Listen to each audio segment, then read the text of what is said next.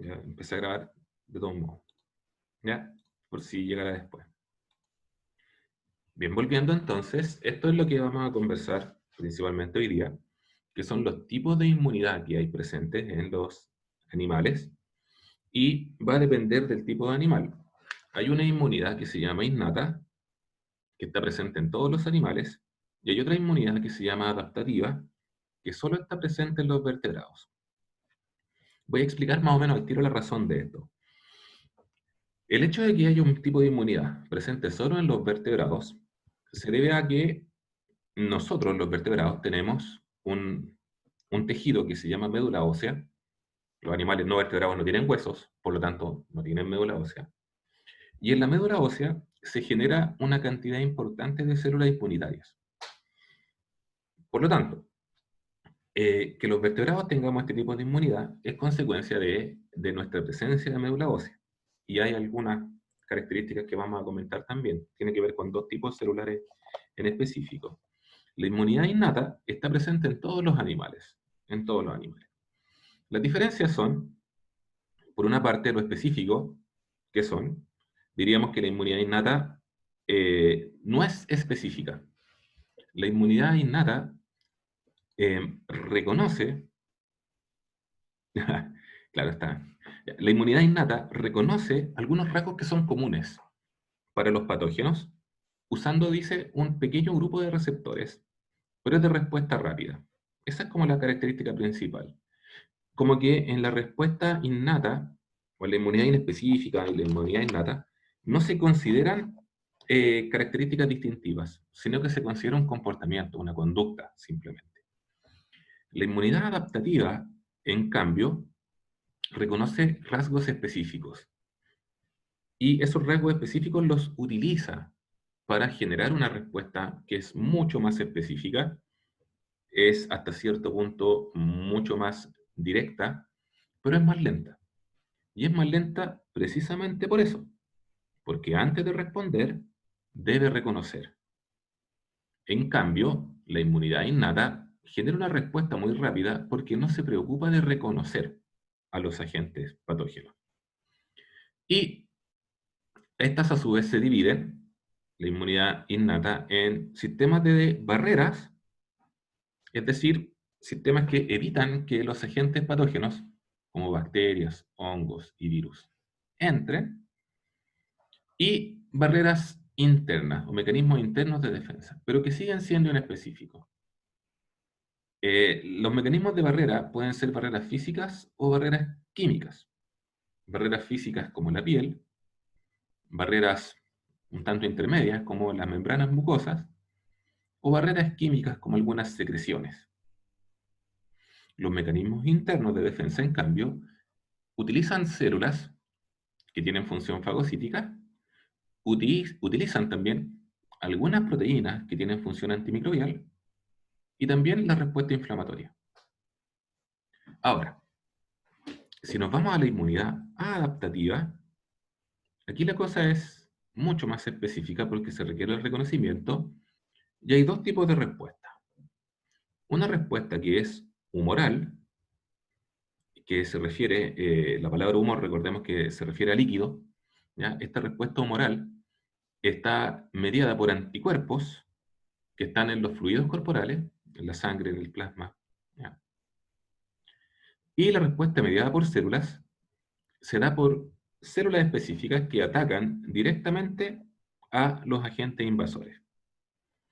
Em, yo antes, no quiero que se malinterprete, pero yo antes utilizaba como ejemplo de esto una manifestación, ¿ya? En donde había un grupo de manifestantes y un grupo de policías. Lamentablemente es un mal ejemplo ahora con lo que está pasando tanto en Chile como en el extranjero. ¿Ya? Pero podríamos decir, para entender este asunto, que una barrera de defensa correspondería simplemente a un piquete de policías que están evitando que una multitud llegue a un determinado lugar. ¿Ya? Ahora, la inmunidad adaptativa, que es mucho más específica, la respuesta humoral sería enviar algo al ambiente que defienda en contra de ello. Podría ser, por ejemplo, gas lacrimógeno o alguna cuestión que haga que se disperse. Y la mediada por células sería ya cuando se enfrenta cuerpo a cuerpo, cuando un policía detiene a un manifestante, por ejemplo, sería una respuesta en este caso mediada por células. ¿Ya? Es solamente para tratar de contextualizar el asunto. ¿Ya? Cualquier semejanza con la realidad no es tendenciosa ni nada. Ahora, tenemos que ver si específicamente cada uno de ellos, ¿ya? Aquí, por ejemplo, nos dice la inmunidad innata y la inmunidad adaptativa frente a una infección. Por ejemplo, la respuesta temprana, cuando un patógeno recién ingresa, la respuesta está dada por el sistema innato, no específico. Una respuesta mediana, ya de 4,96 horas, 3 días después, sigue siendo innata. Pero una respuesta tardía frente a un agente patógeno, ya está actuando la inmunidad adaptativa. De hecho, esto tiene aplicación incluso con lo que estamos viviendo nosotros hoy. Cuando hay una infección viral, quien se encarga de responder a una infección viral es el sistema inmune adaptativo. Si una persona se contagia hoy lunes con un virus y se hace un examen hoy día en la tarde, mañana, pasado, incluso el jueves, puede que ese examen salga negativo, porque ha pasado muy poco tiempo. Sin embargo, después de 96 horas, sí podría haber algún tipo de respuesta. ¿Ya?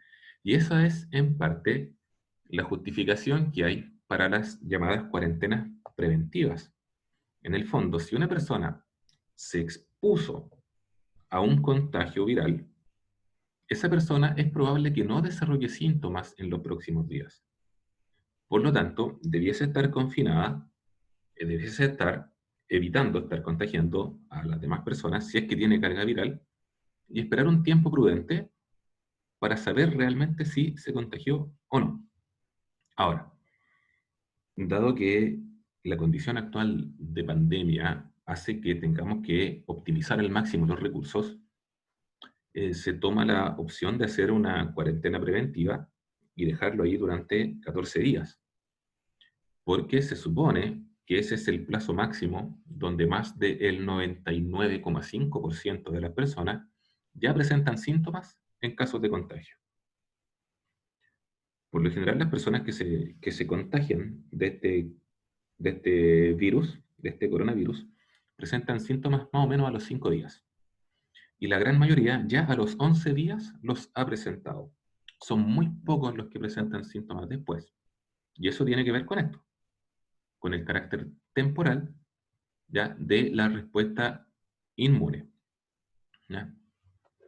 Bien, aquí estaba la misma foto que habíamos mencionado antes de los órganos que tienen función inmunitaria. Y esta imagen nos está mostrando el sistema linfático humano, nos dice acá. Bueno, ¿qué tenemos acá? Esto va a ser un poco para entender el asunto. Nosotros tenemos dos sistemas circulatorios en realidad.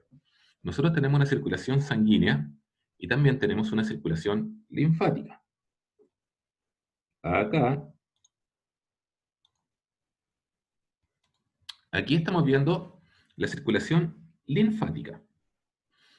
Entonces, para entender un poco esta imagen, este es un capilar sanguíneo, por lo tanto desde aquí sale oxígeno, salen nutrientes a las células que están acá, que están dentro de este líquido intersticial, y desde aquí, desde el líquido intersticial, parte de ese líquido se devuelve a la circulación linfática. Esto es bien interesante porque la circulación linfática es unidireccional. Si ustedes se fijan, toda se va dirigiendo hacia en un único sentido. Y otra cosa interesante es que los vasos linfáticos están en todos lados. Están en todos los tejidos. Los encontramos por todas partes. Y como la circulación linfática viene de los tejidos y va hacia el tórax, hacia el centro, como vemos acá, va hasta este vaso que se llama quelífero central. Una buena estrategia para saber si hay agentes patógenos en los tejidos es tener vigilantes en la circulación linfática, porque la circulación linfática es lenta. Entonces se genera un tráfico bastante lento, un poco como estas barreras sanitarias que se ponen ahora, donde se hace que los autos vayan muy lentos, se pasa Víctor, por ni me lo mecanismos de diga. control. ¿Perdón? Ni me lo diga. ¿Te Sin tocó? comentarios, Sí, sí pasa. Víctor, Sí. no puedo ir a buscar mis cosas. No, no te puedo creer, claro. Sí, pues la barrera sanitaria. Una cosa por otra. ¿Ya? Entonces, ¿qué es lo que pasa? Se genera un flujo tan lento que si de alguna manera tú pones vigilantes en este flujo, tú puedes detectar rápidamente si es que hay agentes patógenos. Y en ese sentido, los ganglios linfáticos, estas cositas amarillas que están en toda esta zona, son, diríamos, como zonas de control. ¿Ya? Si es que vinieran agentes patógenos por aquí, este ganglio puede generar una respuesta. Esa respuesta está dada por algunas células, se llaman macrófagos. Vamos a ver así ya cómo funciona. Pero los macrófagos corresponden a una de las primeras líneas de respuesta frente a una infección. Y si se fijan, nosotros tenemos ganglios linfáticos en las grandes articulaciones. Acá, acá hay muchos ganglios, bueno, en el tórax, este es el conducto torácico central.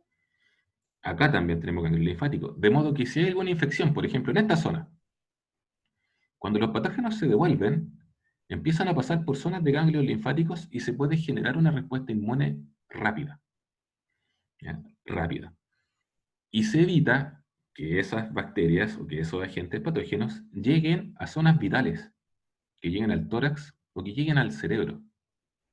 Al cerebro es más difícil por otra cosa que se llama barrera hematoencefálica, que tiene que ver con agentes distintos. ¿Ya? Pero también hay mecanismos de filtro importantes.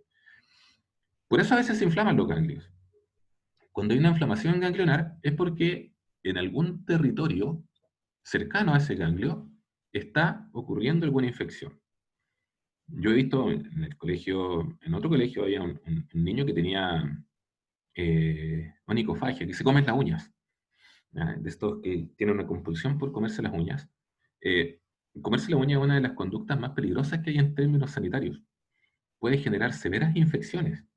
¿Ya? Yo he visto personas que han casi perdido los dedos por onicofagia. Y a él se le inflamaban habitualmente los ganglios. Y tú le mirabas después y claro, se estaba comiendo las uñas y efectivamente tenía una infección. ¿Ya? Son infección por bacterias anaeróbicas, son muy rápidas. Entonces es una conducta extremadamente peligrosa comerse la uña. ¿Ya?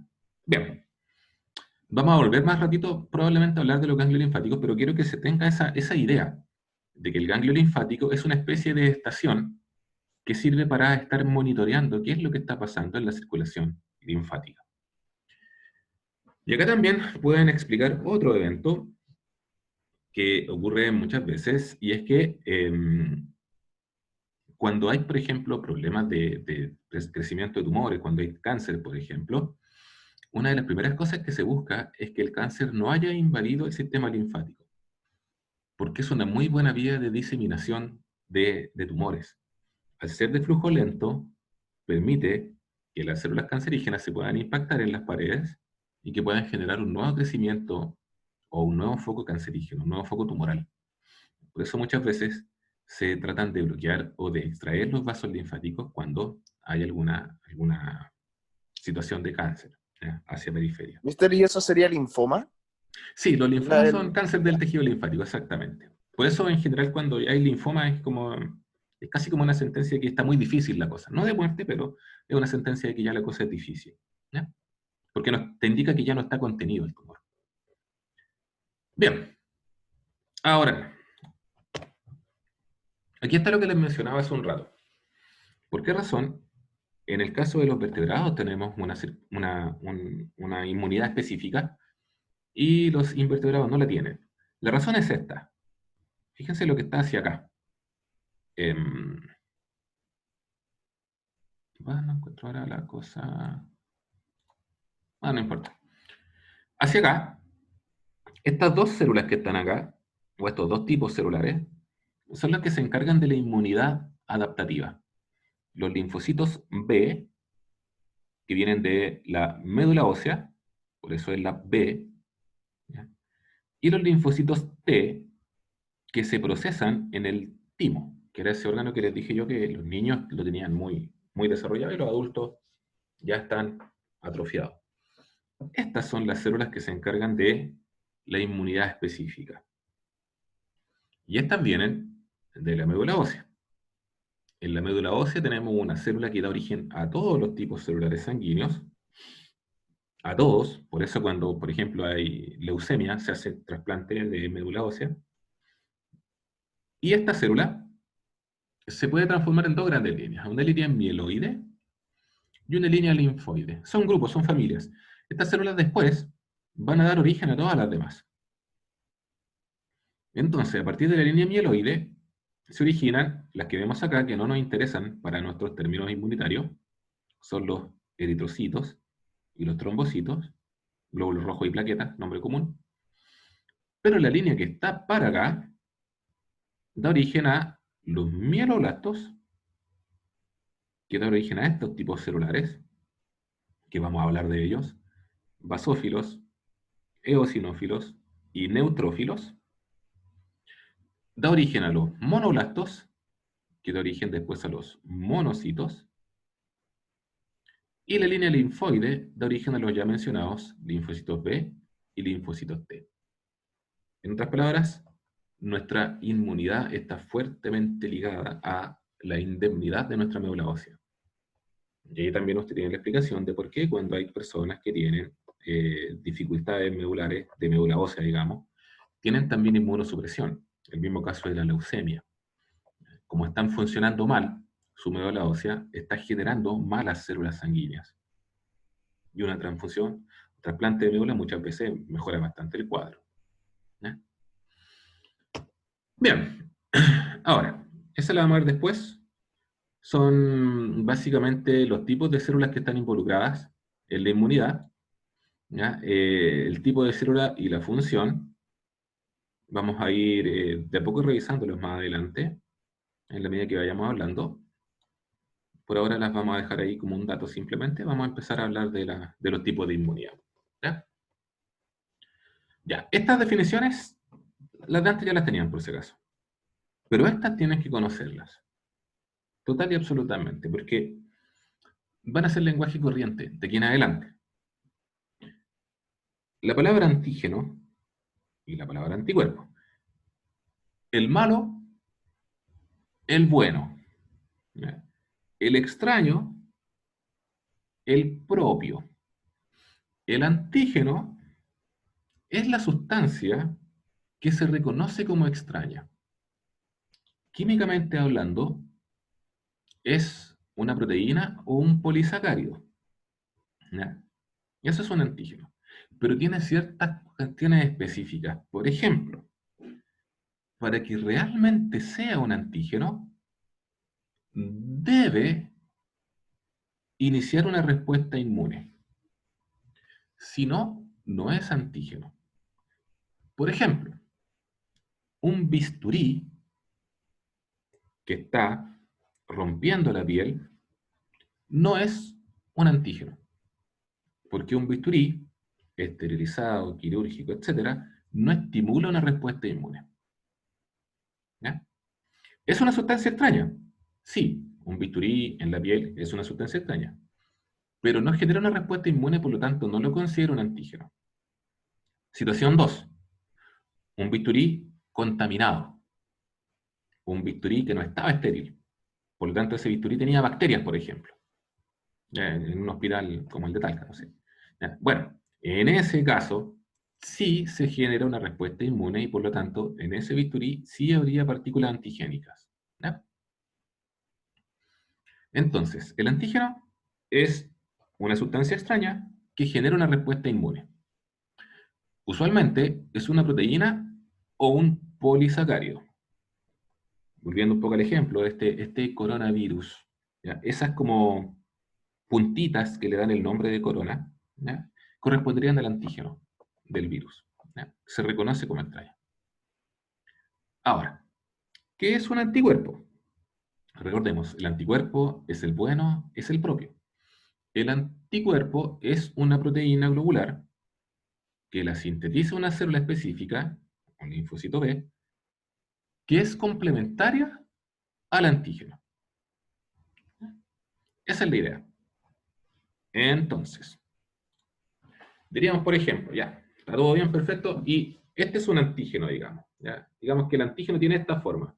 Bueno, un anticuerpo va a tener esta forma complementaria al antígeno. Que haya complementariedad es fundamental porque determinan el tipo de respuesta que va a haber después. ¿Ya? Hay muchísimos antígenos, pero hay también muchísimos anticuerpos. Hay también muchísimos anticuerpos. Entonces tenemos que tener presente eso, porque aquí actúa también la genética. ¿Ya? Entonces, los anticuerpos son fundamentales, los antígenos son indeterminados. ¿Ya? No podemos saber cuántos antígenos hay. Bien.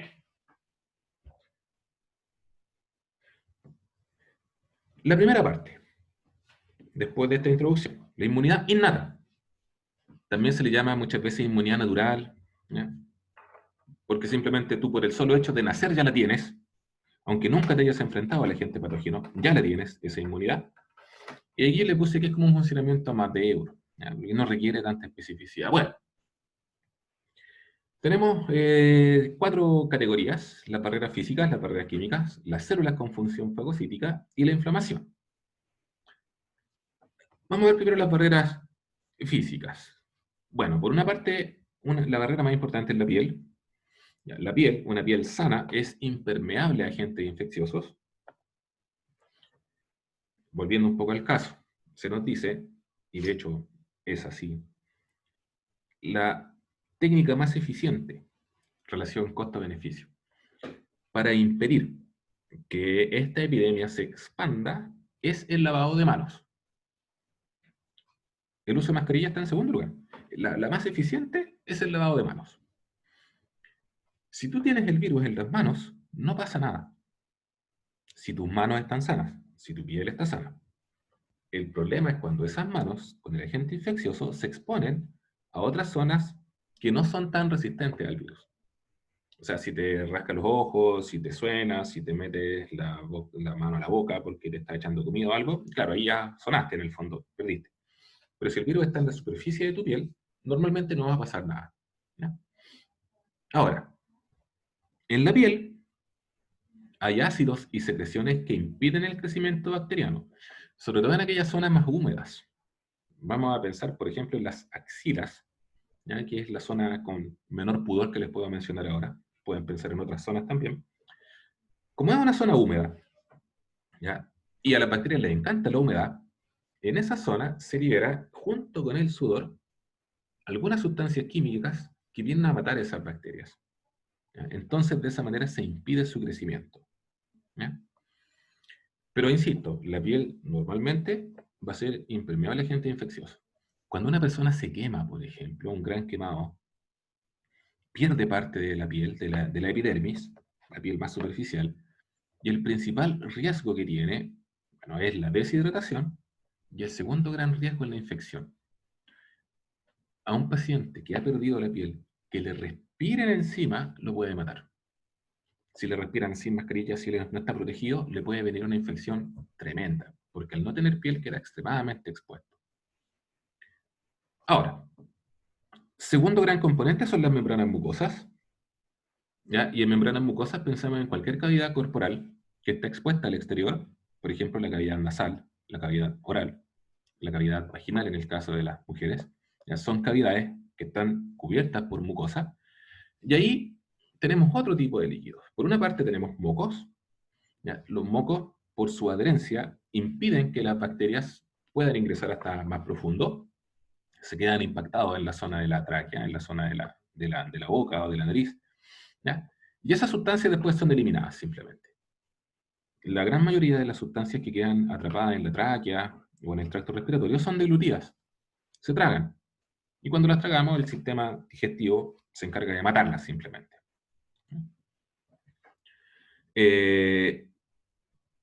Entonces, las membranas mucosas tienen esa finalidad: atrapar por impactación, se quedan pegadas y finalmente se van muriendo. Y además, en estas mismas membranas mucosas, por ejemplo, en la mucosa oral o en la mucosa lagrimal, en la zona de los ojos, hay una enzima que se llama lisozima. ¿Ya? La lisozima es una enzima que es capaz de matar agentes patógenos. ¿Ya? Por lo tanto, si vienen algunas bacterias y se posan sobre mi ojo, bueno, la lisozima es capaz de matarlas, a las bacterias, pero no a los virus. Por eso es que Si tienes tus manos con una infección viral, el solo hecho de rascarte los ojos aumenta la posibilidad de contagio. El ácido clorhídrico lo tenemos en el tracto digestivo. Por lo tanto, si nosotros nos estamos comiendo una colación, ya te pilló un poco pobre y estabas por tomar la micro y te compraste un hand roll de Luca en el terminal, ¿ya? Y tenía bacterias, bueno, el ácido clorhídrico va a hacer lo suyo y puede que mate esas bacterias y no te enfermes. De todos modos, no es una conducta recomendable, ¿ya? En un caso de desesperación, bueno, pasa, pero ojalá no hacerlo, ¿ya? Y hay también otros fluidos que pueden generar, o sea, otros fluidos que pueden evitar que proliferen bacterias, ¿ya? No sé si lo menciona acá, pero no lo menciona, lo digo yo también, por ejemplo, en las ceras que nosotros eliminamos, las ceras que, por ejemplo, el cerumen del oído, o en la cera que nutre la salida capilar, también pueden haber estos fluidos que se encargan de matar a los agentes patógenos que puedan alojarse ahí. Entonces las primeras son simplemente barreras físicas con un componente químico, y hay otra barrera físico-química que ya es un poco más interna, porque todas estas están afuera, en todas estas no ha entrado el agente patógeno, pero hay un sistema que también se considera barrera físico-química, pero ojo, que este ya es interno, se llama sistema del complemento. Así, tal cual. ¿Complemento de qué? De complemento, así se llama. ¿Por qué? Porque son proteínas que se van complementando. Por eso se llama sistema del complemento. Y estas proteínas están en el suero, es decir, están en el líquido, en la parte líquida de la sangre, y por lo tanto también en el fluido intersticial, que estimulan la fagocitosis, la lisis y la inflamación. Fagocitosis. ¿Qué es esto? Que una célula se coma a otra. Nosotros tenemos células especialistas en comer agentes patógenos, se llaman macrófagos. ¿Ya? Bueno, monocitos que derivan en macrófagos. Están especializados en eso, pero muchas veces necesitan una ayudita. ¿Ya? Puede que no les sea tan atractivo algo, salvo que lo marquen. ¿Ya? Y en ese marcaje actúan estas proteínas del complemento. La lisis es la destrucción. ¿Ya? Lisis es matar simplemente. Y la inflamación, que es un mecanismo también innato que vamos a ver más adelante. Y aquí es cómo funciona. Tengo acá en la superficie un agente patógeno, y estas son proteínas del complemento. Estas proteínas del complemento se van combinando a sí mismas y se van metiendo en la pared del agente patógeno. La van perforando, por lo tanto, finalmente, al perforarla, ingresan agua y otros iones y la célula simplemente explota. Se llaman proteínas del complemento porque se van activando una a otra. Tienen que tener algún mecanismo de seguridad. Recuerden que esto es de inmunidad natural. Este tipo de inmunidad no le pide el carnet al agente patógeno. No es específica. Por lo tanto, existe la posibilidad de que estas proteínas se vuelvan locas y empiecen a pinchar a todas las células que vean por ahí. Eso no pasa porque una proteína llama a la otra, entonces se requiere como un amplio criterio para generar finalmente la destrucción. Es como esas películas donde para activar el botón nuclear tienen que haber 3 personas con 3 llaves y tienen que estar los 3 de acuerdo en girar la llave para poder apretar el botón. Es más o menos la misma idea. Puede que una proteína diga vamos y otra dice no, ¿sabes qué? Todavía no. Y así no se genera una respuesta. Ahora, no es que las proteínas piensen, se entiende, pero la idea va por esa línea. Y esta también ya es interna, esta es la inflamación, y aquí ya vemos más actores que están funcionando. Tengo por una parte, aquí muchos agentes patógenos. Estas son bacterias, probablemente algún hongo, no sé. Y esta es la piel. En esta zona, la piel está indemne. Por lo tanto, los agentes patógenos son simplemente rechazados. No pueden ingresar. Pero por algún motivo, esta barrera física se rompe, permitiendo el ingreso de agentes patógenos.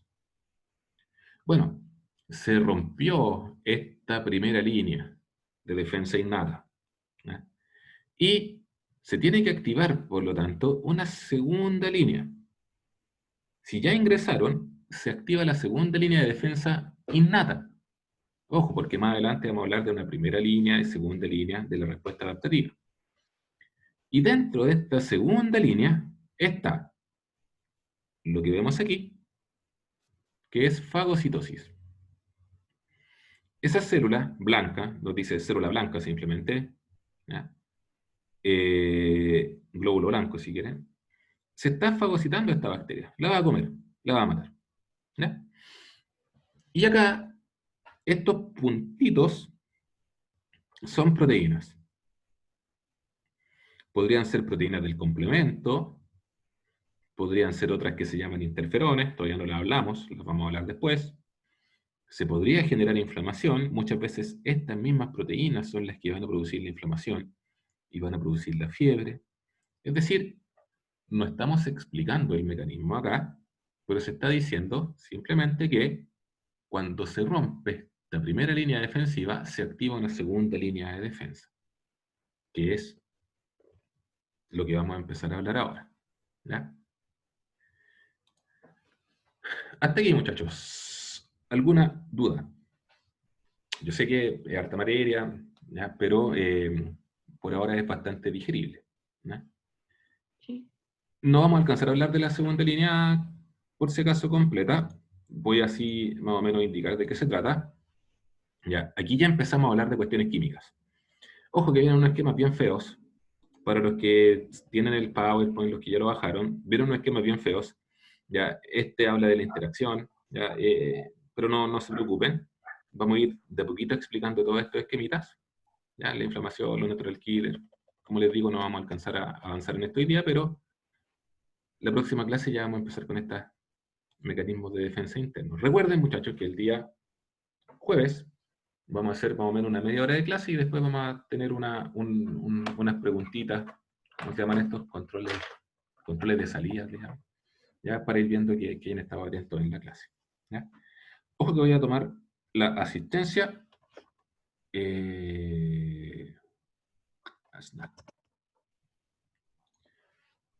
Para después dejar el registro.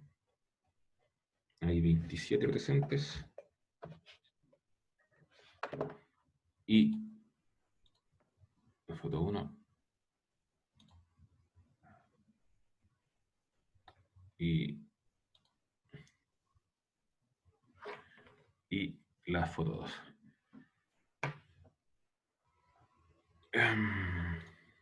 Acá.